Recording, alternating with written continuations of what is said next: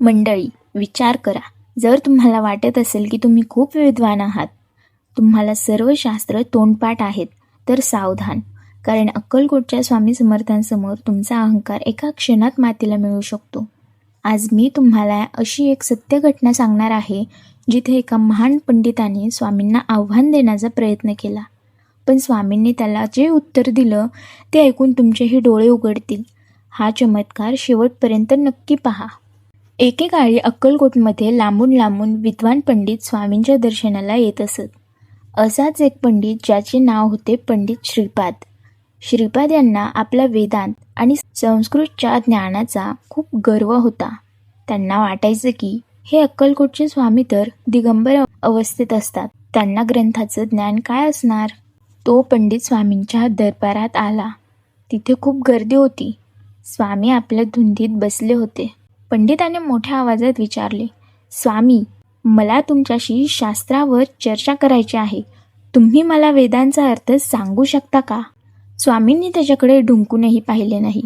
ते फक्त हसले आणि त्यांनी एका साध्या अशिक्षित मजुराकडे बोट दाखवले, जो बाहेर झाडू मारत होता. स्वामी ओरडले, अरे ए इकडे, या पंडिताला वेदांचा अर्थ सांग बरं. सगळे अवाक झाले.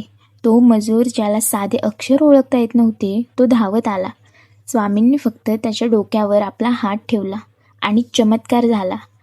तो मजूर डोळे मिटून उभा राहिला आणि त्याच्या मुखातून शुद्ध संस्कृतमध्ये ऋग्वेदातील मंत्रांचा पाऊस पडू लागला. तो मजूर अशा गूढ आणि कठीण ओळींचा अर्थ सांगू लागला, जो अर्थ पंडित श्रीपाद यांनाही माहीत नव्हता. पंडित श्रीपाद थरथर कापायला लागले. त्यांना समजले की ज्या ज्ञानाचा त्यांना अहंकार होता, ते ज्ञान स्वामींच्या एका स्पर्शाने कोणालाही मिळू शकते.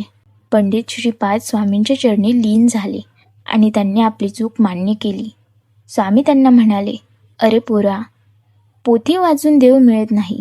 अहंकार सोडला की तो स्वतःसमोर उभा राहतो. स्वामींचे हे रूप आपल्याला शिकवते की भक्तीमध्ये शक्ती आहे, अहंकारात नाही. मित्रांनो, स्वामींच्या या लीला अनंत आहेत. तुम्हाला हा व्हिडिओ कसा वाटला कमेंटमध्ये श्री स्वामी समर्थ लिहायला विसरू नका. आणि अशाच प्रेरणादायी कथांसाठी आपल्या चॅनलला सबस्क्राईब करा.